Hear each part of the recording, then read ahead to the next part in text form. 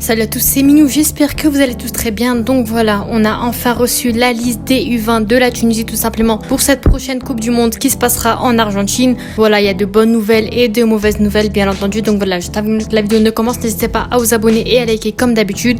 Et sur ce, je vous dis bonne vidéo à tous. Donc voilà, je vous affiche la liste juste ici. On a des surprises, on a des joueurs qu'on s'y attendait pas forcément. Donc voilà, on a 3 gardiens de but, Raidet Gazah qui sera tout simplement titulaire je pense, qui a été titulaire durant la dernière Coupe d'Afrique.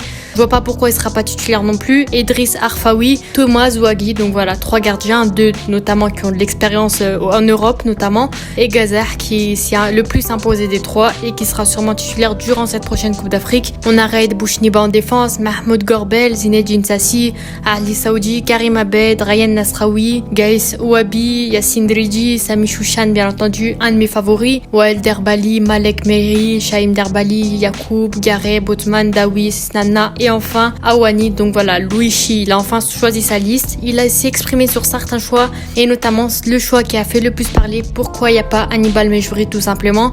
Voilà, donc voilà, d'après le coach, après on sait pas si c'est une source fiable ou pas, si c'est vrai ou pas, Manchester United leur est refusé qu'il participe à cette prochaine Coupe du Monde, alors que notamment il a dernièrement joué son dernier match avec Birmingham. Je vois pas pourquoi, qu'est-ce qu'il pourrait apporter de plus tout simplement avec son club. Je pense que ça aurait été une très bonne chose qu'il joue avec les U20, mais d'après Louis Chian, encore une fois, il a refusé, Manchester United ont refusé, donc voilà, à voir si c'est vrai ou non. En tout cas, je retiens qu'il n'y a pas Hannibal Mejbri, vraiment dégoûté. Ça aurait pu être un atout en plus pour cette équipe. Voilà, encore une fois, la défense centrale, elle fait peur. C'est encore une fois, après la CAN, le point qui fait vraiment peur. On n'a pas vraiment des joueurs avec une grosse expérience, malgré que Gorbel, il a déjà joué avec l'équipe nationale professionnelle, etc. Mais c'est ce qui nous fait un petit peu peur pour cette prochaine Coupe du Monde. Sinon, en soi, je suis un petit peu déçu de quelques choix, mais sinon, on a quelques bons points qui restent et qui fait plaisir. On va pas non plus rester en dépression tout le long. On a de bons points comme Nasraoui, Gorbel, Chouchan, Derbali, Djebali, Othman, Daoui, Ouabi et Bouchniba encore une fois. Donc voilà, peut-être Adem Gareb aussi, même s'il n'était pas très impressionnant durant la dernière Coupe d'Afrique. Mais ce qui est bien avec lui, c'est qu'il faut pas le mettre titulaire du tout, sinon il va être très médiocre, etc. Faut le faire rentrer vers la fin du jeu pour qu'il change un peu le jeu, qu'il marque un but. C'est un petit peu comme Naïm Slichi. Tout au long de la continuité du match, il est vraiment pas ouf, mais quand on rentre à la fin de match, il est vraiment très impressionnant. Donc voilà, Adem Gareb faudra faire ça. Snana a vraiment dégoûté, c'est le Jaziri des U20 tout simplement, vraiment ce joueur. J'ai pas trop envie de parler, mais vraiment il me dégoûte un petit peu. J'espère qu'il pourra se rattraper, mais pour moi c'est clairement le Jaziri de cette liste, le point faible on va dire notamment. Mais bon, de toute façon en attaque on aura des Daoui, des Derbe, des El Djebali, des Gareb, des Ousmane tout simplement. Donc voilà, Snana sera sûrement sur le banc, mais en tout cas il me dégoûte un petit peu. Et bien sûr, on a des joueurs qui n'ont pas été sélectionnés qui manquent, comme le joueur que j'aurais vraiment aimé voir d'après les rumeurs que j'entends sur lui. Apparemment, il est super fort et tout simplement Bilal Sahali, tout simplement. Voilà, son équipe, Naples, ils ont refusé de le libérer pour sa Coupe du Monde en rapport avec des engagements du club dans le championnat italien. Voilà, il joue le titre, etc. avec les jeunes. Ils voudraient, c'est un moment très important tout simplement. Donc voilà, Bilal Sahali, il est bénéfique pour leur équipe et c'est pour ça qu'il pourra pas jouer avec la Tunisie malheureusement. Il y a Gianni D'Angelo aussi, le jeune de Strasbourg, qui aurait pu jouer aussi. Malheureusement, tout simplement. Apparemment, il devait être sélectionné, mais il y a eu un changement de dernière minute, etc. Strasbourg, je sais pas s'ils l'ont laissé jouer cette Coupe du Monde, tout simplement. Mais d'après le coach, il y a eu un changement de dernière minute. Et enfin, Hicham Sehia, tout simplement. Pour des raisons techniques, en raison de la grande concurrence au milieu de terrain, il y a beaucoup trop de milieu de terrain, que ce soit Al-Djebali, Derbali, Chouchan, bref, tous les milieux que vous connaissez avec la Tunisie, tout simplement, ils sont meilleurs apparemment que Hicham Sehia, tout simplement. Donc voilà, ça reste une raison de concurrence, de niveau, etc. Donc c'est pas vraiment sa faute. Et ce qui m'a fait rire vraiment, la comédie en personne, c'est que le coach, je sais pas, il a annoncé des matchs amicaux contre, par exemple comme l'Irak contre l'Espagne, contre le Brésil, comme Boca Junior, contre, je sais pas, l'Atlético. Il annonce des matchs amicaux contre Ben Yarden et l'Olympique de Béja. Vraiment, je sais pas, qu'est-ce qu'il cherche?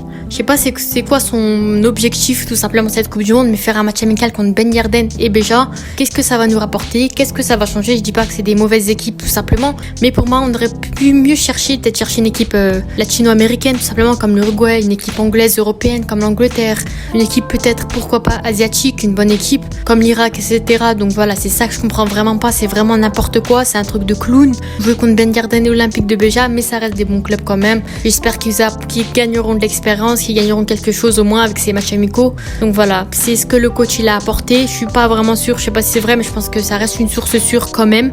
Donc voilà, on a l'Irak par exemple qui a fait des matchs amicaux avec le Brésil, l'Espagne, histoire de se durcir, de jouer des équipes qui sont pas tombées dans leur poule, histoire d'avoir le niveau officiel de cette prochaine Coupe du Monde, que jouer contre les meilleures équipes. Et nous, l'Olympique de Béja et Ben Yedder. Donc voilà, ça j'ai vraiment pas compris. Ça sera le 15 et le 16 mai il me semble. Donc voilà, je vais peut-être faire des vidéos sur ça aussi. Faut pas obliger, mais c'est très probable. Donc voilà, on a 8 expatriés dans cette liste. Abed qui joue dans un club d'Allemagne. On a Djibril Othmane tout simplement de Saint-Etienne, l'un des meilleurs buteurs de la Tunisie, très bon devant la cage. En finition, il est vraiment exceptionnel, machallah, on va pas porter l'œil non plus. Donc voilà, Djibril Othmane, c'est un point dans lequel on va compter. Durant la dernière Coupe d'Afrique, il était en forme, donc là, s'il est en forme, Inch'Allah, je pense qu'on pourra compter sur lui. El Djibali de Lyon, bien entendu. Yacoub de Monaco, Chouchan de Brighton, Nasraoui de Nîmes, Arfaoui, tout simplement le gardien de la Belgique, et Zouagui de Sassuolo. Donc voilà, j'espère que ces deux gardiens, ils auront du temps de jeu aussi, parce que Sassuolo et un club de Belgique, ça reste quand même avec du niveau. J'espère qu'ils auront leur chance, histoire de voir un petit peu leur niveau, parce que Gaza, tout simplement, on a habitué un petit peu. J'espère qu'on aura le droit à eux aussi dans les matchs amicaux, par exemple. Sinon, en tout cas, dans cette liste en globalité,